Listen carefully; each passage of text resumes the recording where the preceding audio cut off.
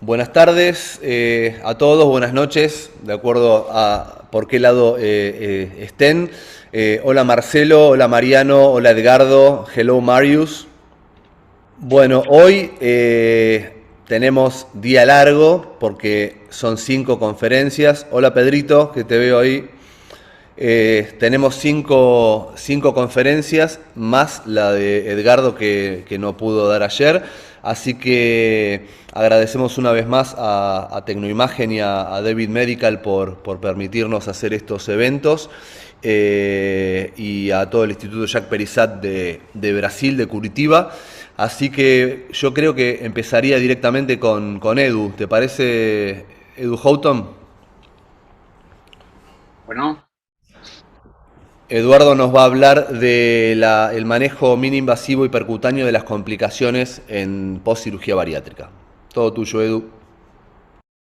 Bueno, buenas tardes a todos. Primero quería agradecer a los directores por la invitación a esta charla. Un placer para mí. Esperen que voy a minimizar acá para poder verlas.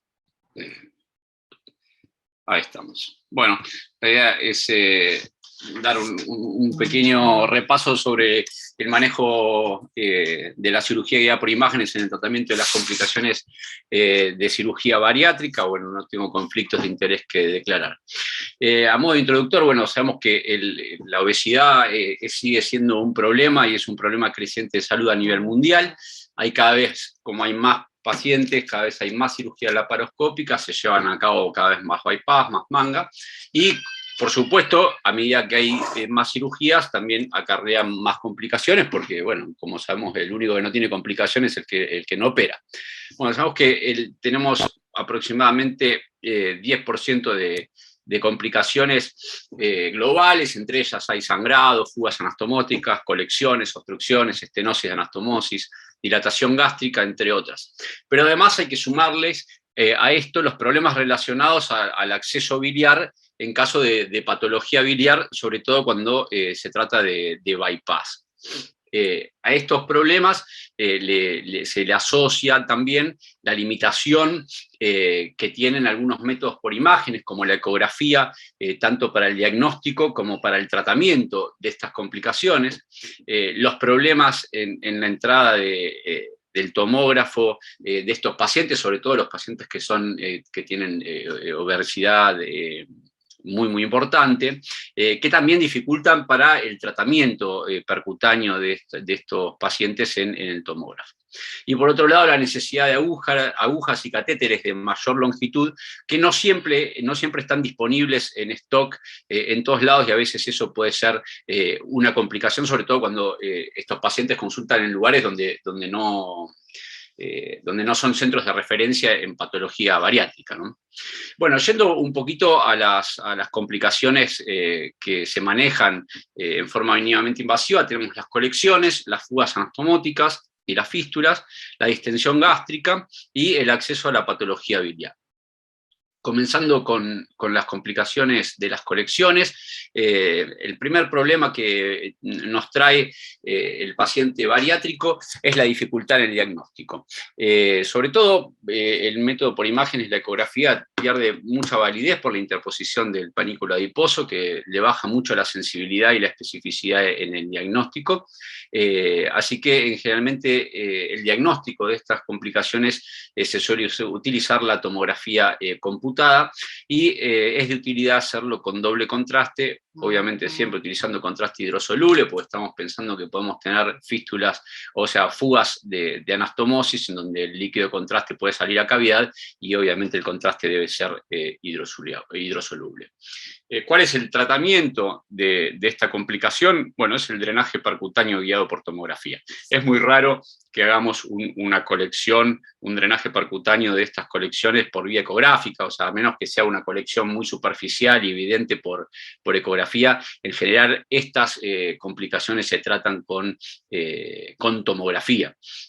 Acá les pongo algunas imágenes, fíjense esta colección bien posterior, larga, en donde uno tiene que utilizar agujas de más de 20 centímetros a veces para lograr llegar a este tipo de localizaciones, o hacer accesos transhepáticos, como pueden ver en estas imágenes de la derecha. El manejo de las colecciones, una vez que están drenadas, bueno, está basado en las características clínicas de la semiología y las características del débito por el catéter, ¿sí? Lo que habitualmente puede pasar es que sea una colección, una infección del sitio quirúrgico, que uno le pone un drenaje y se resuelve sin ninguna fístula ni nada. Pero otras veces estos abscesos, estas colecciones, por debajo tienen como origen una fístula de alguna de las anastomosis, como vamos a ver más adelante. Bueno, en ese caso, cuando tenemos fístula, o sea que empieza a venir débito por nuestro drenaje percutáneo, ahí lo que hay que evaluar es una unidad. Para eso vamos a hacer una nueva imagen, una nueva tomografía, y por otro lado una fistulografía que nos va a permitir hacer diagnóstico de dónde está viniendo esa fístula, y también nos va a permitir ver si el catéter está muy lejos del sitio de fuga, etc. Entonces, si tenemos cavidades residuales o tenemos cavidades intermedias, lo que debemos hacer es un nuevo drenaje, porque las cavidades intermedias sabemos que no nos van a permitir el cierre de esa fístula, y en ese caso, bueno, una vez que está todo drenado, si la fístula persiste, vamos a ver ahora en las próximas diapositivas cuáles son las alternativas para el manejo de esas fístulas. Ahora, en caso de que tengamos, por ejemplo, líquido libre en cavidad, generalizado, bueno, en esos casos quizás tiene lugar la reevaluación para una reexploración. Estos son algunos ejemplos de fistulografías, como podemos ver, por ejemplo, en esta colección, en donde estaba coleccionando, la colección original estaba aquí, pero podemos ver que haciendo una fistulografía teníamos el sitio de fuga más lejano a la cavidad. Entonces, colocando un segundo catéter más cerca del sitio de fuga, va a ser más factible que a posteriori podamos manejar y cerrar el trayecto fistuloso. Otro ejemplo de fugas post-colecciones, en este caso un caso de una fistulografía después de un drenaje de colección post-manga gástrica. Bien, en cuanto a las fugas anastomóticas y las fístulas, estas son los porcentajes de incidencia de fístulas en las diferentes anastomosis que tiene la cirugía bariátrica. Vemos que la mayoría se dan en la gastroseyuno anastomosis, mucho bastante infrecuente que tengan complicaciones de fístulas. Es importante hacer una distinción entre las presiones, entre la manga gástrica y el bypass. ¿Por qué? Porque la manga gástrica va a tener más presión y va a tener más conexiones y más fístulas por ser de mayor presión, justamente a diferencia del bypass. Y esto también va a incidir incluso en los tratamientos, en el éxito, en los porcentajes de éxito que tienen los tratamientos de las fugas del bypass versus las fugas de la manga. ¿Cómo se tratan estas fístulas? Bueno, lo principal es primero el manejo de la infección, drenar todas las colecciones, evitar que haya cavidades intermedias. Esto, como habíamos comentado previamente, lo hacemos con el drenaje con tomografía, el diagnóstico con tomografía y con fistulografía, reacomodando los catéteres, colocando más catéteres, para tratar de que no tengamos ninguna cavidad intermedia y que nuestro catéter esté lo más cerca del sitio de fuga. Bueno, evaluar el débito del drenaje y las características, alimentación enteral más allá del sitio de fuga, esto es fundamental, si se puede lograr, para mantener un buen estado nutricional y que nos permita de esta manera lograr el cierre. Más del 70% de las fugas resuelve con estas medidas sin necesidad de agregar algún otro tipo de tratamiento. Pero para el otro 30% que no puede resolverse con este tipo de tratamiento, bueno, tenemos algunas alternativas. Una de las alternativas es la colocación de un stent totalmente recubierto. Esto puede ser colocado por vía endoscópica o por vía radioscópica, cualquiera de las dos. Nosotros lo hacemos por vía radioscópica. Y la tasa de cierre con este tratamiento, colocando un stent totalmente recubierto, es del 92% para la manga, cuando se trata de fístulas de la manga, y 96% cuando se trata de fístulas del bypass gástrico. Esto es de un reciente metaanálisis publicado en febrero del 2020. Otras alternativas terapéuticas son los clips endoscópicos. Con respecto a los clips endoscópicos, la alternativa es el Ovesco, y los agentes sellantes. La mayor evidencia está en la efectividad de los stents autoexpansibles. Sin embargo, el problema que tenemos con los stents autoexpansibles totalmente recubiertos es que tenemos el problema de la migración, y las tasas de migración más o menos rondan en el 23% de los casos. Con respecto a los clips endoscópicos, decíamos que los utilizados son el Ovesco. La tasa de éxito ronda más o menos un 67%, y la indicación es para aquellos orificios fistulosos grandes, o sea, mayores de efectos cercanos a los 20 milímetros. En cambio, los agentes sellantes, lo que se suele utilizar son las colas de fibrina, se utilizan para aquellos orificios fistulosos estrechos. La ventaja es que tiene una tasa de éxito bastante alta, del 93%, pero las desventajas de las colas de fibrina es que requieren más de una sesión para lograr el cierre. Fíjense que en una sola sesión, perdón. Ay. Perdón. ¿Estás bien? ¿Estás bien, Edu? Estoy vivo. Tomate un vaso de agua. Perdón. Les decía que en una sola sesión son menos del 50% de los pacientes se logran resolver. En 2 sesiones el 20%, y van disminuyendo los porcentajes, pero fíjense que hay pacientes que quedan, que requieren hasta 9 sesiones para lograr el cierre de las fístulas. Bueno, otra de las complicaciones, está volviendo la voz normal de poquito. Otra de las complicaciones que se pueden tener, sobre todo post-bypass, es la distensión gástrica del remanente.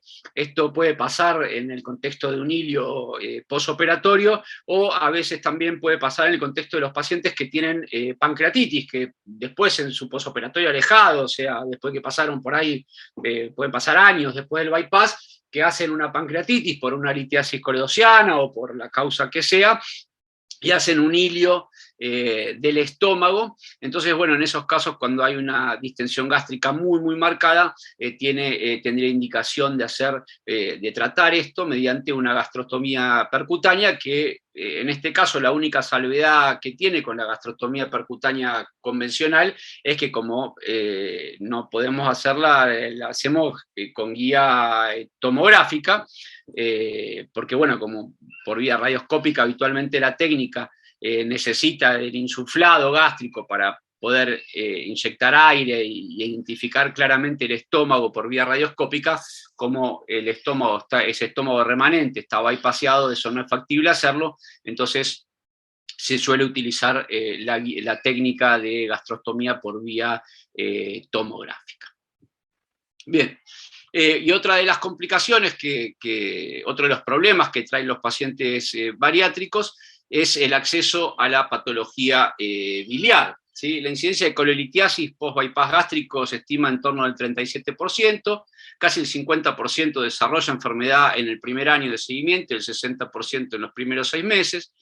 Los pacientes sometidos a gastrectomía en manga tienen una incidencia de colelitiasis del 27%, siendo la mayoría de los casos desarrollados en el primer año y medio. Se estima que la tasa de colecistectomía posterior por cólico biliar o disinesia vesicular es baja, del 5.3%, 1% de coledocolitiasis, pancreatitis 0,2%. Es poco frecuente, como ven. Entonces, en general, se dice que la colecistectomía en simultáneo con el bypass o con la cirugía bariátrica solo se hace en casos de litiasis sintomática. Igual excede un poquito la discusión de la charla, pero es como a modo introductorio de que en algunos casos, en estos casos, la presencia de cálculos biliares en el coledo, que es una complicación rara después del bypass, y se da solamente en el 0,2% de los pacientes bariátricos. Sin embargo, es una complicación que puede aparecer. Cuando aparece esa complicación, lo que utilizamos es un poco el algoritmo que manejamos con Mariano en una de las publicaciones del manejo de la litiasis coledociana, y la primera distinción es ver si el paciente está colecistectomizado o no está colecistectomizado. Bueno, si el paciente no está colecistectomizado, la mejor alternativa es el manejo laparoscópico en un tiempo, y si está colecistectomizado, bueno, en ese caso ahora vamos a ver las alternativas en otras diapositivas. Como les decía, litiasis coledociana con vesícula in situ, lo ideal es colecistectomía laparoscópica y exploración biliar en un tiempo. En cambio, cuando tenemos litiasis coledociana en el paciente colecistectomizado, ahí aparecen varias alternativas. ¿Por qué las alternativas? Porque la clásica alternativa de la CPRE clásica no es factible en el paciente que tiene un bypass. Entonces, en esos casos podemos hacer una CPRE transgástrica asistida por laparoscopía, se puede hacer una CPRE asistida por enteroscopía con balón, se puede hacer un drenaje percutáneo de la vía biliar e instrumentación posterior, o se puede hacer directamente una exploración laparoscópica de la vía biliar. Todas estas alternativas están muy bien planteadas en un artículo que publicó Mariano con el doctor Galbao Neto también. De hecho, mucho está tomado de ahí. La CPR transgástrica asistida por laparoscopía es superior a la asistida con balón en cuanto a la tasa de éxito, tiene una tasa de éxito cercana al 95%. ¿Sí? Lo que se hace es, por vía laparoscópica, se coloca un trocar grueso por el cual pasa el endoscopio, se hace una gastrostomía, y por dentro de esa gastrostomía va a pasar el endoscopio y va a ser la CPR. Después se cierra el acceso gastrostómico y se termina el procedimiento. La CPR asistida por endoscopía con balón, lo que hace el enteroscopio con balón es ir avanzando, hilvanando el intestino para poder llegar retrógradamente hasta el asa y llegar hasta el duodeno. Esto es un procedimiento que es bastante complejo, que requiere de equipos muy entrenados para hacer esto, y las tasas de éxito varían entre un 60 y 90%, y las CPR exitosas son más bajas que la otra técnica, así que la verdad que no es una buena alternativa. Otra de las alternativas es el tratamiento percutáneo, en donde lo que hacemos nosotros es hacer un drenaje percutáneo de la vía biliar primero, y posteriormente se deja, una vez que tengamos un trayecto fistuloso, una semana, 10 días, instrumentamos a través del acceso biliar, utilizando esta técnica descrita por Sulman, que es la sobredilatación papilar y empujar los litos hacia el duodeno. Bueno, y otra de las alternativas es la recirugía laparoscópica, en este caso particular, es un caso también que hicimos con Mariano. El tratamiento combinado había fallado, entonces se hizo una reexploración laparoscópica de la vía biliar, con extracción, con coledocotomía y extracción del lito. Bueno, les traigo un par de casitos como para ejemplificar. Esta es una paciente de sexo femenino de 51 años, con síndrome metabólico, una colecistectomía hace 30 años y un bypass gástrico hace 10 años. Ingresa con un cuadro de colangitis aguda, como podemos ver con los valores de hepatograma alterados y glóbulos blancos elevados, y una colangioresonancia, en donde nos encontramos con estas imágenes en el colédoco distal, y una vía biliar que intrahepática tenía una leve dilatación, no tiene una marcada dilatación, esta es la imagen, pero era suficiente como para que podamos pensar en un drenaje percutáneo sin problemas.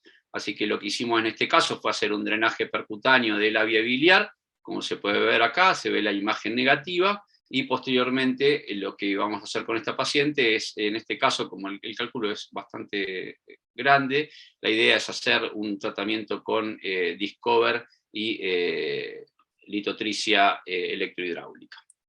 Y este es otro caso para ver cómo las complicaciones del acceso en pacientes posbariátricos. Es una paciente de 47 años, también con un síndrome metabólico, un antecedente de un bypass gástrico y un antecedente de una pancreatectomía distal con preservación del vaso por un insulinoma, que hace una colección después de la resección pancreática.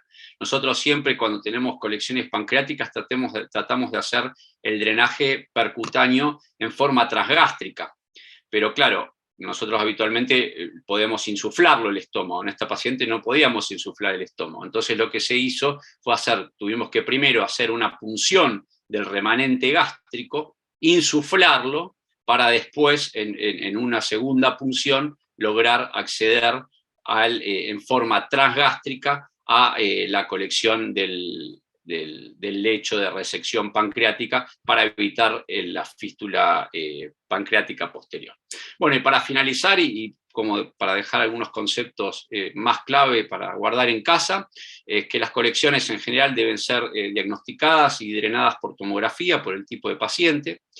No siempre pero muchas veces suelen acompañarse de fugas y fístulas de las anastomosis. La mayoría de las veces estas resuelven con tratamiento conservador. En caso de que no resuelvan, el tratamiento con stent recubierto es el tratamiento de elección. En cuanto a la distensión gástrica, cuando es necesario se la trata con gastrostomía percutánea, guiado por tomografía. Y para el tratamiento de la litiasis coledociana en pacientes que está colecistectomizado y tiene cirugía bypass gástrico, bueno, se puede utilizar o bien la endoscopía por laparoscopía, o bien el acceso percutáneo. ¿Cuál hay que usar en cada caso? Bueno, creo que hay que evaluarlo en cada caso particular, evaluando cuál es el grado de dilatación de la vía biliar, como para un acceso percutáneo, evaluar si el paciente tiene alguna otra comorbilidad, por ejemplo, si tiene ascitis o no tiene ascitis, y en cada caso evaluar cuál es el mejor acceso con uno y otro. La verdad que no hay estudios de nivel de evidencia alto que hayan comparado la CPR por gastrostomía comparada con la CTPH, como para darles un nivel de evidencia para cuál elegir en cada caso. Así que bueno, con esto me despido y les quería dejar la invitación para nuestros cursos de formación de la Fundación DAICIM, el curso de intervencionismo en la Universidad Católica, nuestro programa de fellowship y nuestro programa de observership para todo lo que es cirugía mínimamente invasiva. Bueno, muchísimas gracias y nuevamente les quiero agradecer a los directores y a todo el auditorio por la oportunidad. Excelente, Edu. Excelente la presentación, la verdad que clarísima. ¿Les parece, Marcelo, Edgardo, Marius y Mariano, si hacemos comentarios bien cortitos de los comentadores, así después seguimos con las demás conferencias? Ramiro Carabajal, de Perú. ¿Qué experiencia tienen ustedes en todo lo que es la parte percutánea? Si lo hace el radiólogo, si lo hace el cirujano, y si tenés algún comentario para Edu Houghton, te escuchamos.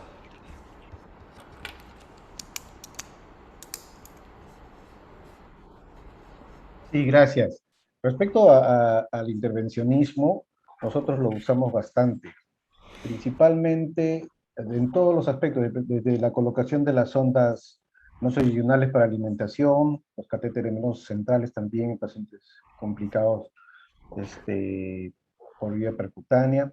También, muchas veces también las sondas nasoenterales se movilizan, entonces con intervencionismo podemos nosotros reposicionar las ondas.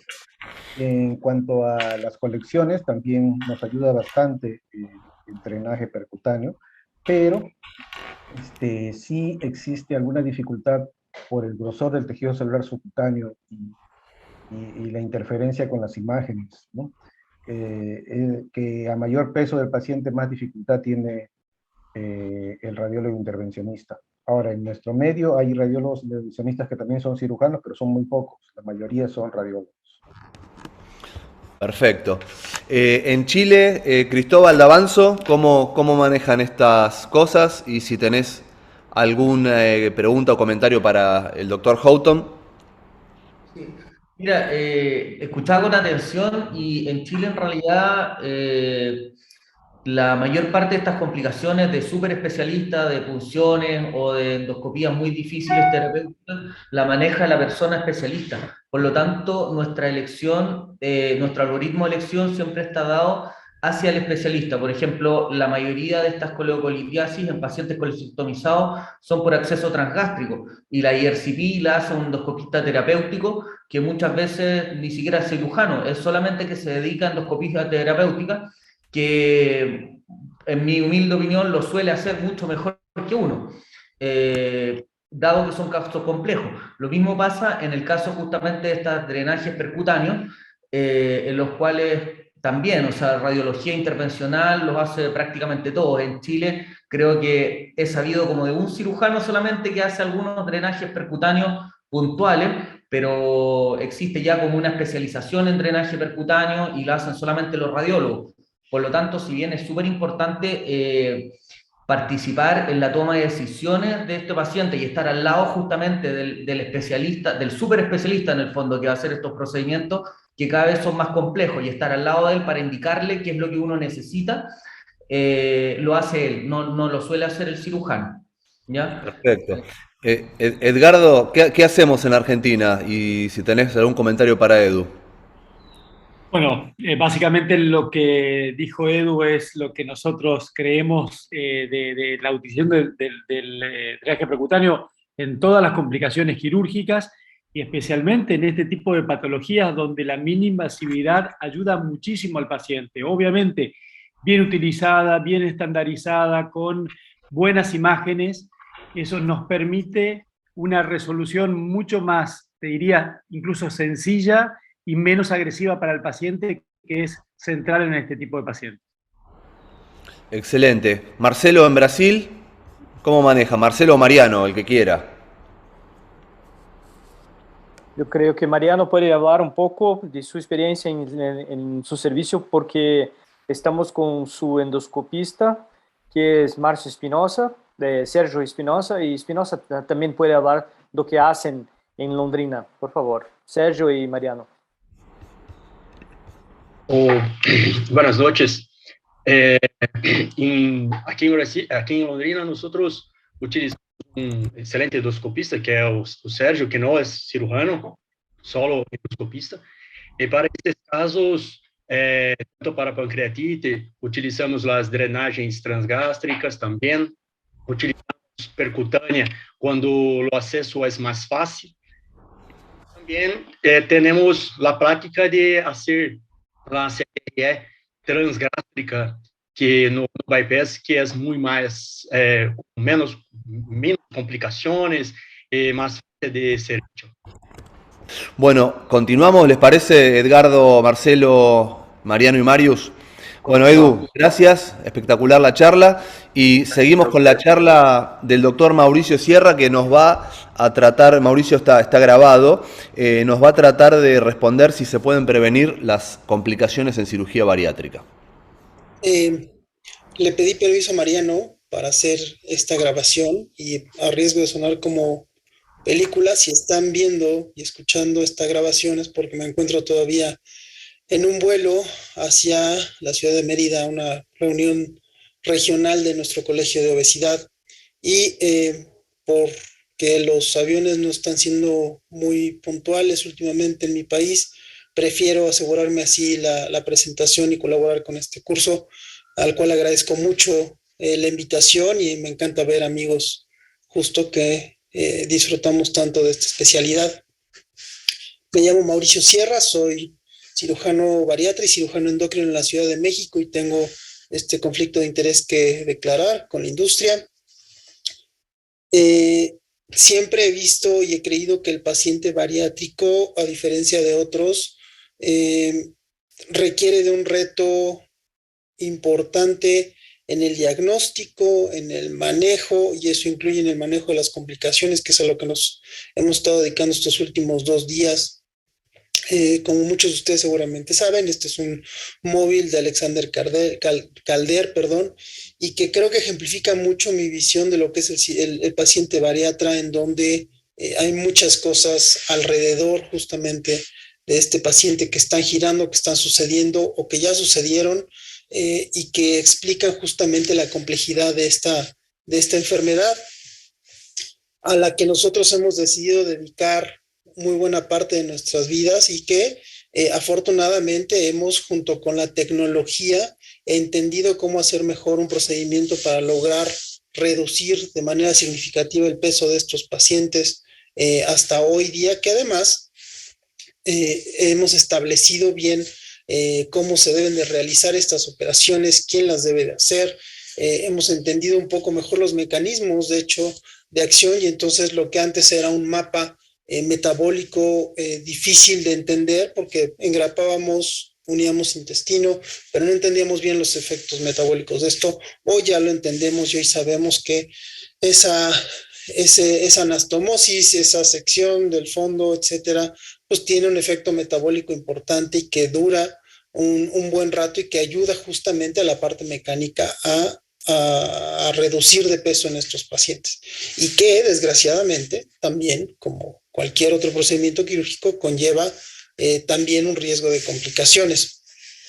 Riesgo de complicaciones que afortunadamente hoy es mínima, comparativa a lo que es la colistectomía por laparoscopía o el apéndice por laparoscopía, pero que cuando sucede, desgraciadamente, sí aumenta los costos de manera importante en una cirugía que ya es de por sí es cara, no es tan accesible como otras, prolonga las estancias hospitalarias, y las reintervenciones y las rehospitalizaciones ocurren con mayor frecuencia, y esto tiene una repercusión laboral importante, sin duda, en lo laboral y en lo social. Los objetivos de esta plática, entonces, es ver si como cirujanos, hoy como equipo, somos capaces de prevenir mejor las complicaciones de acuerdo a los modelos predictivos que se han publicado probablemente desde los últimos 10 años, que es en donde hice la revisión para esta charla, y también algunos factores predictivos que hoy en día están tratando de mostrarse útiles justamente en la valoración de estos pacientes. Sin duda, la parte técnica en cuanto a realizar estos procedimientos, la necesidad de un entrenamiento formal, de una certificación que estamos promoviendo mucho, por lo menos en nuestro hospital, pues son parte clave de que un paciente tenga buenos resultados antes, durante la operación y posterior a ella. Este no es el objetivo de esta plática, revisar estos son muy conocidos y se han platicado en otros foros en extenso. Aquí más bien me gustaría dedicarme a justamente si somos hoy en día, precisamente porque conocemos la problemática de estos pacientes, si somos capaces de predecir ya quién o qué paciente se puede complicar o qué paciente puede no complicarse. Entonces hablaremos en un principio de prevención, insisto, no de elementos ya muy reconocidos y muy discutidos, sino intentos nuevos de entender cómo valoramos al paciente, cómo lo diagnosticamos y que si hacemos un trabajo hoy en día en equipo, que a mí me gusta hablar mucho de eso y soy gran promotor del abordaje multidisciplinario, puede ser que los resultados sean mejores. Y entonces ya no se habla nada más de una valoración por un equipo multidisciplinario, que en mi país por norma todo paciente debe pasar por ella, sino que esta conjunción de especialistas, sentarnos en una mesa y platicar acerca del paciente, puede entonces llevarnos a tener mejores resultados con ellos. Entonces, esto es lo que promueven los siguientes dos artículos de los cuales les voy a platicar, en donde se evalúa justamente al paciente. Los diferentes especialistas pueden solicitar revisión del paciente, realización de estudios, que es lo que normalmente ocurre en las clínicas en donde nosotros estamos involucrados, y que en un momento pueden llevar a una preparación un poco más prolongada o una contraindicación absoluta, del procedimiento. Y entonces así en estas gráficas ven, por ejemplo, cuando el paciente llega en primera instancia con el cirujano puede pedir más laboratorios, puede pedir que baje de peso, puede pedir interconsultas a otros especialistas o que deje de fumar, y anestesia, por ejemplo, puede pedir una evaluación mucho más extensa, hablando de estudios de sueño, de evaluación cardiológica y de preparación rumbo a la operación.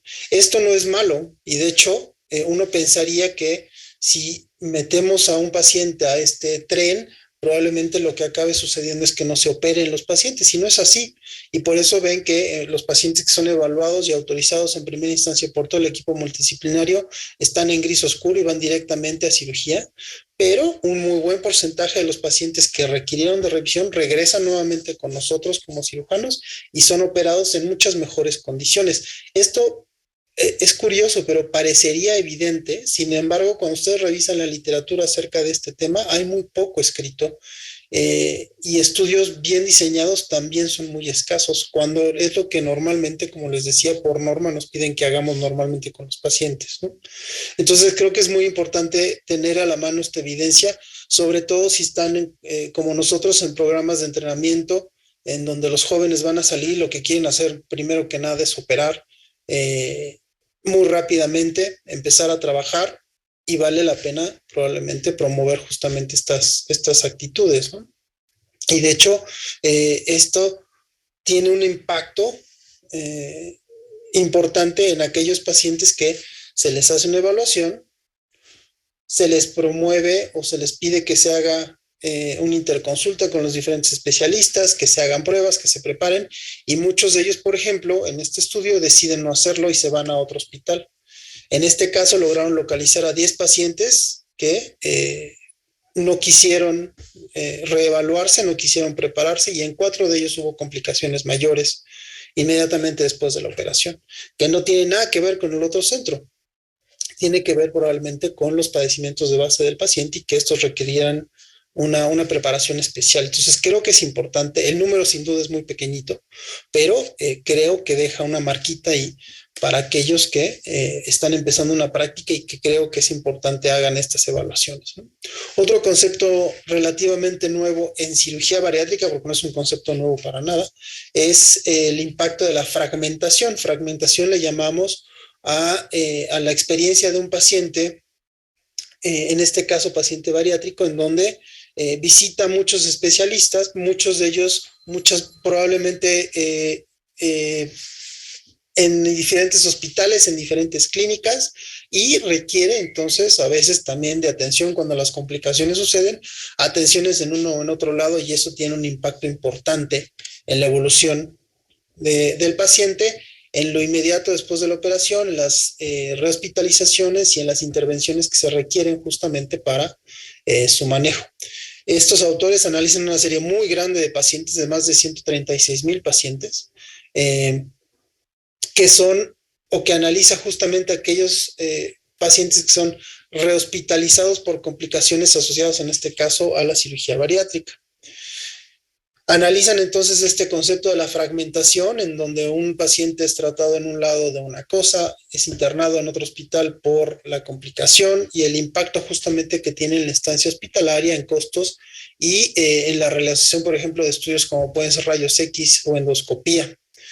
De todos los pacientes que fueron rehospitalizados por complicaciones relacionadas a cirugía bariátrica, más del 20% de ellos tenían o eran parte de esta fragmentación, es decir, de esta idea de ir a visitar al cardiólogo a un hospital, al cirujano en otro hospital, y que eso tenía un impacto entonces al final en el número de readmisiones, sobre todo en aquellos pacientes que eran operados por una derivación gastroyeyunal, que probablemente tiene relación con el procedimiento, que es más complejo que un procedimiento restrictivo. Pero esta fragmentación, además de aumentar entonces el porcentaje de rehospitalizaciones, aumenta sin duda los costos de manera significativa, independientemente de los estudios que se realizan cuando se rehospitalizan estos pacientes. El mensaje probablemente de estos artículos es decir, y tratar de reunir a los pacientes en un solo centro, en donde aunque haya varios médicos tratantes, están en el mismo lugar y pueden tratar al paciente, así como lo evaluaron de manera multidisciplinaria, tratarlo en el mismo centro hospitalario, ¿no? Y eso, al parecer, tiene un impacto importante en cuanto a rehospitalizaciones y eventualmente gastos. Esto es en cuanto a prevención, lo más nuevo que encontré en cuanto a prevención, pero más dirigiéndome hacia la pregunta que me pusieron para la plática es si nosotros como cirujanos podemos predecir estas complicaciones. Y no es nada más predecir, porque esto de predecir en cirugía bariátrica tiene mucho tiempo ya. Desde hace más de 10 años se han propuesto muchas escalas para tratar de establecer factores que están relacionados a la ocurrencia de complicaciones y que nosotros entonces antes de la operación podríamos influir en ellas para reducir justamente esto. Les presento las más recientes. Esta de un equipo de cirujanos de Holanda, en donde revisan una base de datos muy extensa, y de hecho después de hacer un análisis a profundidad de todos los factores asociados a complicaciones, ellos descubren que la utilización de anticoagulantes, de que los pacientes portaran EPOC, dislipidemia de sexo masculino, una historia psiquiátrica importante o cirugía de revisión eran los factores más importantes para que ocurrieran complicaciones en su grupo de pacientes. De acuerdo a la ocurrencia de estos factores o la existencia de esos factores, se establece una clasificación y de acuerdo al número de elementos que están involucrados justamente en este paciente, se les da una clasificación 1, 2 o 3 y en base a eso ellos hacen un análisis quién es entonces el que tiene un riesgo más alto de hacer complicaciones en el postoperatorio inmediato. Vale la pena decir que así como ellos encontraron estas 3 variables, en todos los estudios que pude y tuve la oportunidad de revisar, las variables son muchísimas y son muchas veces muy diferentes. Y eso es creo que el problema más importante en cuanto a nuestra capacidad para poder predecir la ocurrencia de complicaciones. Y de hecho, dentro de su mismo análisis hubo una diferencia, o más bien no hubo una diferencia importante cuando analizaban el grupo 1 y lo comparaban con el grupo 3, que es donde ocurría o aparecían un número mayor de factores asociados a estas complicaciones.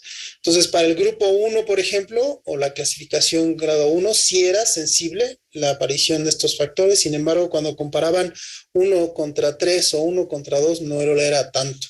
Pero es un buen esfuerzo, sobre todo para tratar de establecer estos factores, ¿no?, que comentábamos.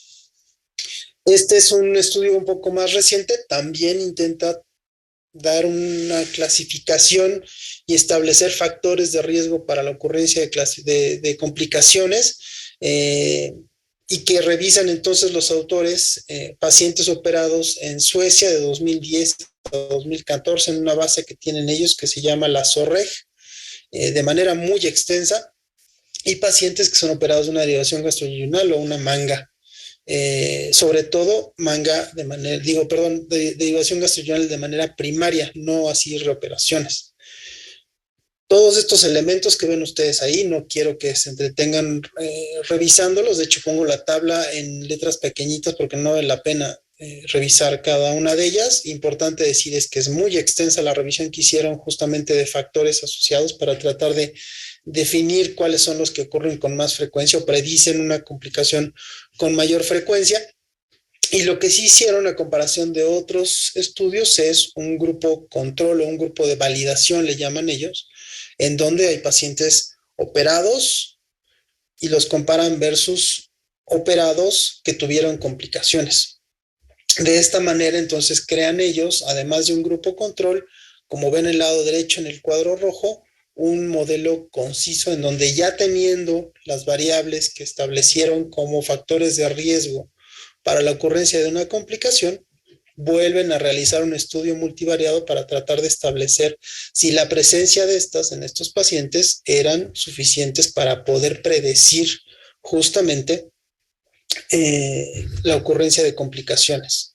Y de hecho, en estas complicaciones o estos factores de riesgo, como los ven ustedes, son muy diferentes al estudio anterior, al estudio BASIC, en donde sí aparece cirugía de revisión, aparece edad, pero por ejemplo aparece índice de masa corporal bajo como factor de riesgo, el año de operación que tiene que ver probablemente con el momento de la curva de aprendizaje del grupo, la circunferencia abdominal y la presencia de dispepsia o reflujo gastroesofágico, que son factores muy diferentes, insisto, a los que vieron justamente en el estudio anterior. Entonces, podemos hacer un estudio muy a profundidad, podemos hacer curvas ROC, podemos tratar de sacar el intervalo de confianza, pero parece ser que el paciente, por la complejidad que representa su enfermedad, es difícil establecer todavía muy bien elementos y factores que pueden predecir de manera general en toda la población de pacientes bariátricos factores de riesgo. Entonces, ¿qué es lo que tenemos hoy? Ya vimos que las escalas no son muy buenas todavía. Son útiles, pero no son muy buenas todavía. Y entonces lo que les voy a presentar a continuación es elementos más recientes que se han agregado a los estudios que podemos realizar al paciente en el postoperatorio inmediato y que permiten entonces dar de alta de manera temprana a los pacientes o saber que es un paciente que efectivamente por los factores de riesgo que tiene y los niveles de las cosas que vamos a ver a continuación, es un paciente que tenemos que vigilar más o preparar un poquito más. Entonces, de manera categórica, desde hace mucho tiempo, hemos pensado que los pacientes que tienen enfermedades que requieren de tratamiento con esteroides son malos candidatos a un procedimiento bariátrico, a pesar de que el mismo tratamiento les puede provocar un aumento de peso importante, tienen de manera independiente también el riesgo de desarrollar obesidad. Pero precisamente por el efecto de los esteroides sobre los tejidos, parecería ser o está la creencia muy establecida de que estos pacientes tienen un riesgo muy alto de complicarse y de morir. Y de hecho en este estudio lo que se demuestra es todo lo contrario. En ninguno de los dos parámetros que analizaron, que es de complicaciones o la ocurrencia de complicaciones y mortalidad, es mayor estas dos en porcentaje que la ocurrencia de morbilidad y mortalidad en pacientes que no utilizan esteroides. Si, por ejemplo, refieren que si la enfermedad del paciente no está controlada, si es una paciente con una enfermedad, por ejemplo, reumatológica o requiere de inmunosupresión durante mucho tiempo y esa no está bajo control, sí ocurren con mayor frecuencia complicaciones. Pero el uso de esteroides per se no condiciona un número mayor de complicaciones independientemente de la cronicidad de su uso, ¿no? Y eso es muy importante y lo vemos en este estudio en donde comparan un número nada despreciable de pacientes, de 275,000 pacientes, en donde 4,000 utilizaban justamente esteroides y sí, efectivamente, tenían un número mayor de complicaciones, pero cuando hicieron un análisis multivariado y además diseñaron un grupo control pareado en un 99% al otro grupo, no hubo diferencia en la toma de esteroides cuando compararon y analizaron la posibilidad de que ocurrieran complicaciones como fuga, que es la más temida, evidentemente, y sobre todo mortalidad. Entonces, los esteroides parecen ser seguros, lo que hay que tratar y preparar mejores al paciente si tiene una enfermedad crónica que los requiere. La proteína C reactiva en los últimos años ha tomado una importancia mayor, en el diagnóstico y sobre todo en la predicción de complicaciones sépticas, y se utiliza mucho, por ejemplo, en cirugía de colon junto con la procalcitonina, que son elementos que se solicitan ya de manera sistemática y pueden predecir la ocurrencia, por ejemplo, de una fuga en cirugía de colon y recto, como lo mencionábamos. En bariátrica, si bien se ha propuesto también su utilización desde hace varios años, los resultados de los diferentes estudios han sido bastante heterogéneos. Por un lado, no se establecieron y nunca se había logrado establecer bien los niveles de corte de la proteína C reactiva para pacientes bariátricos, y el otro es que la mayor parte de los estudios solicitaban esta proteína después del día 3 o 4, que no es útil porque, como ustedes y yo sabemos, lo que tratamos de hacer es que estos pacientes se vayan a las 24 o 48 horas a su casa. Entonces, les presento un par de estudios en donde justamente tratando de restablecer o de validar justamente la utilización de este elemento, demuestran que efectivamente la elevación de la proteína C reactiva en el día 1 de la operación es capaz de predecir la ocurrencia de complicaciones importantes en estos pacientes, independientemente del procedimiento. Entonces, en gris oscuro ven como si se eleva la proteína C reactiva, ocurren con un número mayor de complicaciones, mientras que en aquellos que la proteína C reactiva es normal, se pueden ir temprano a casa. Y de hecho, hacen un examen muy a profundidad para averiguar justamente este valor de más de 70 miligramos por litro, y entender no nada más su elevación, pero el intervalo de confianza y la razón de momios, para que entonces sepamos que cualquier paciente en el día postoperatorio 1 que tiene más de 70 miligramos por litro de proteína C reactiva tiene un riesgo muy elevado de presentar una complicación y debe o estudiarse o quedarse en el hospital para vigilancia.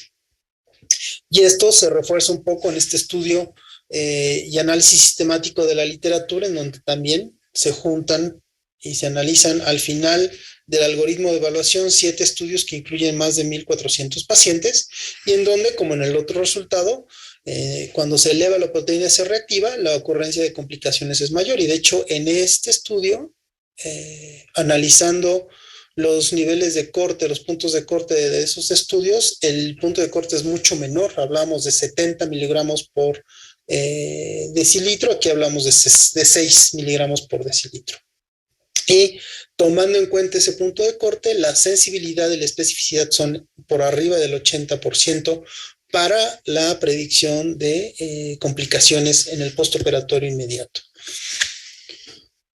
La proteína C reactiva, sin embargo, no está siempre disponible. Seguramente en muchos de nuestros hospitales hoy la pedimos de manera sistemática, ayudado mucho por lo que sucedió en estos últimos 2 años por el COVID, en donde era uno de los elementos importantes para establecer el diagnóstico y el pronóstico.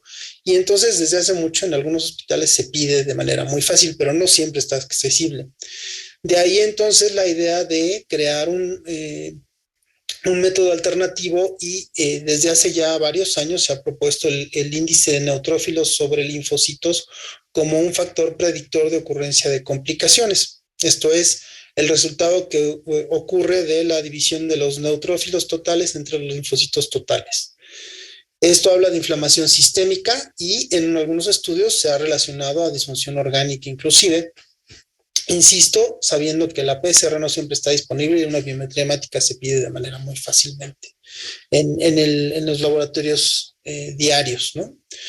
Entonces, aquí se analizaron 737 pacientes, en donde se realiza el índice de neutrófilos linfocitos en el día 1, y que si este es mayor a 10, ven como de manera significativa aumenta la posibilidad de que ocurran complicaciones. En general, complicaciones mayores requieren de reoperaciones hasta 3 veces más estos pacientes, o están hospitalizados de manera prolongada hasta 3.7 veces más que aquellos que tuvieron un INL menor a 10. Y esto se refuerza en un estudio de 2020, en donde además, si bien en el estudio univariado parece que las plaquetas y linfocitos puedan tener una relación, de todas maneras, el índice neutros linfos sigue siendo en el análisis multivariado predictor de la ocurrencia de complicaciones. Aquí, de acuerdo a un estudio y a un análisis estadístico que hicieron con una ecuación que se llama índice de Jouden, más de 3 de índice neutrófilos linfocitos tiene una especificidad del 90% y tiene un valor predictivo positivo del 67% para la ocurrencia de complicaciones en estos pacientes. Entonces, ayudados de estadística, parece que este nivel puede ser mucho menor y mucho más asertivo en la predicción de complicaciones. Y ya para terminar, y probablemente no es tanto como prevención o predicción en preparación a un procedimiento, podemos hablar también de pacientes que pueden complicarse, que sabemos que tienen una enfermedad muy compleja, que lo que queremos es manejarlos y evitar la muerte. Y a esto se refiere, esto hace referencia a este estudio en donde hablan de la falla de rescate, que es un concepto que existe desde hace mucho tiempo, desde los 90s, y que habla de la muerte por complicaciones postoperatorias, asociados o analiza los factores asociados a la mortalidad. No analiza los elementos cada uno, no analiza, por ejemplo, fístula, pero analiza todo el camino que llevó a que un paciente se complicara y entonces llegara desgraciadamente a la muerte. Estos autores revisan una serie muy grande del Colegio Americano de Cirujanos, que es el MBSA-QIP, de más de 95,000 pacientes que fueron reoperados y los comparan justamente con pacientes no reoperados, justamente con el mismo diagnóstico y con el mismo código de operación, en una base demográficamente idéntica prácticamente, ¿no? Entonces, este predictor parece poder ayudarnos a saber qué paciente se puede complicar y que si se complica podría tener o llegar a la muerte. Sin embargo, aunque se ha propuesto, no explica muy bien la relación que hay entre la ocurrencia de la mortalidad en relación a la gravedad de las enfermedades. Es decir, engloba mucho las enfermedades, pero no las diferencia y no habla del grado de enfermedad de cada una de ellas dependiendo del paciente. Y eso, sin duda, si nosotros individualizamos cada caso, cada paciente, pues cada quien va a tener una enfermedad diferente, de una evolución también diferente y de una necesidad de una preparación diferente. Entonces, si bien podría funcionar como un organigrama, un algoritmo de evaluación de estos pacientes, hay muchos otros elementos, otros factores que tienen influencia, como puede ser también el hospital, la geografía, hablando de accesos a centros hospitalarios o equipos multidisciplinarios, y elementos también propiamente del paciente que no siempre se toman en cuenta de manera individual en estas grandes bases de datos, ¿no? Entonces, creo que hemos mejorado muchísimo en nuestra capacidad de evaluar a los pacientes y de preparar a los pacientes. De esta manera creo que hemos sido capaces de prevenir la ocurrencia de complicaciones de manera importante y nuestros rangos de seguridad creo que lo demuestran de manera muy eficiente. La evaluación del paciente, la preparación por el equipo multidisciplinario creo que es muy importante y ha hecho una diferencia significativa justamente en los resultados que tenemos con estos pacientes. Sin embargo, en lo que es exclusivamente prevención de complicaciones antes de la operación, todavía no lo hemos logrado. Podemos saber, de acuerdo a lo que les presenté hoy, qué paciente puede complicarse. Sin embargo, precisamente por la complejidad de la enfermedad del paciente, no lo hemos logrado del todo y creo que es una línea de trabajo que vale la pena juntamente explorar. No es que sigamos adivinando, no estamos adivinando para nada. Creo que estamos haciendo un muy buen trabajo y creo que la responsabilidad de las generaciones que vienen será consolidar justamente este trabajo tan grande que se ha hecho desde hace más de 50 años en beneficio de los pacientes. Espero verlos en la discusión, si no es que puedo dar esta plática en vivo. Les mando un gran abrazo, muchas gracias. Gracias, Mau, por tu conferencia. La verdad que diferente, completa. muy buena. Bueno, Marcelo, Edgardo, Marius, ¿quieren hacer algún comentario también para Mariano? No tengo ningún comentario. A mí me gustaría, a ver, Edgardo, ¿algún comentario? Sí, la verdad que felicitaciones a Mau, excelente la charla. Básicamente creo que tenemos que insistir en nuestros equipos en protocolizar y estandarizar signos de alarma en pacientes que pueden tener complicaciones. Aquellos que tienen apnea del sueño muy severa, aquellos que tienen coagulopatías o te están tomando medicación como es para mejorar la coagulación, aquellos que no han mejorado su hemoglobina A1C o que tienen hemoglobina A1C alta, son pacientes que tienen mayor riesgo de complicaciones en el postoperatorio y estos pacientes debemos prepararlos aún mejor. Tenemos que detectarlos antes y estar alertas. Excelente. Joana, ¿algún comentario, pregunta para Mauricio, que lo tenemos conectado? Hola con todos, buenas tardes. Doctor Mauricio, súper linda su presentación completa. Y sí, un comentario, bueno, los pacientes bariátricos realmente son pacientes obesos que tienen una patología, obviamente.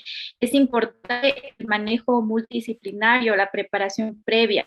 Pacientes que tengan alguna patología asociada a su obesidad, obviamente tratarlo y ser un apoyo para que posterior tengamos al menos un índice de predicción como de mejora para este paciente. Por ejemplo, en el paciente se participa recabando datos de peso, perímetro de cintura, tensión arterial o la glicemia si procede. Estos datos para mí son un buen para monitorear el éxito y el cumplimiento de las pautas de preparación y realizar también algún tipo de ejercicio, por ejemplo, pacientes con alguna patología cardíaca o el ejercicio físico durante 1 hora o preparación, que bajen ese porcentaje de peso previo a su intervención, que hay algunos pacientes que dicen, me siento tan bien que realmente creo que no amerita una cirugía bariátrica. Creo que es ese punto de flexión que decimos, este paciente tendrá una muy buena evolución en el postquirúrgico.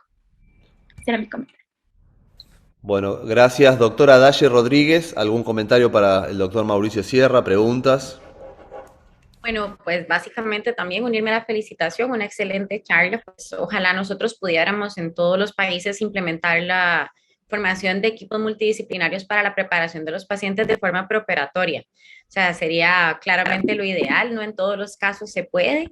Y quería saber si ustedes utilizan, con respecto a la parte de la pérdida de peso, si ustedes son muy estrictos, porque bueno, en mi país no tenemos esa opción en la seguridad social de ser sumamente estrictos con la parte de la pérdida de peso preoperatoria, lo intentamos, sin embargo no tenemos medicamentos que nos ayuden a la pérdida de peso preoperatoria. ¿Ustedes utilizan, por ejemplo, los inhibidores de GLP-1 para la pérdida de peso preoperatoria o algún otro tipo de apoyo aparte de la nutrición? Sí los usamos, no de parte de la seguridad social. El sistema de salud, como tú seguramente lo estás viendo ahora en Tijuana, en México, es mucho más complejo, con 4 sistemas diferentes de salud y cada quien con acceso, a veces sí y a veces no, inclusive a procedimientos, ¿no? Pero sí los preparamos. En cuanto al peso, pasamos de tratarles de exigir un porcentaje de peso perdido a ver que el paciente entra en este orden, ¿no? En esta rutina en donde vemos que eso, más que el peso que puedan perder antes de la operación, va a ayudar a que cambien un hábito, que eso es lo más importante, y lo continúen después del procedimiento, ¿no? Sin duda el peso perdido ayuda en la pared, en el hígado, facilita desde el punto de vista técnico el procedimiento para nosotros, pero no estamos ya tan al pendiente de cuánto pierde, sino como lo comentaron hace un momentito justo, Johanna, cómo se siente y cómo llega al procedimiento, ¿no? El paciente educado creo que sí es muy diferente al paciente que llega corriendo a quirófano y eso es en lo que tratamos de fijarnos, ¿no? Excelente, Mau. Una pregunta más y comentario de la doctora Priscila Campana y continuamos con el doctor Espinosa. ¿Cómo está? Muy linda la exposición. Yo quería compartir un caso muy corto.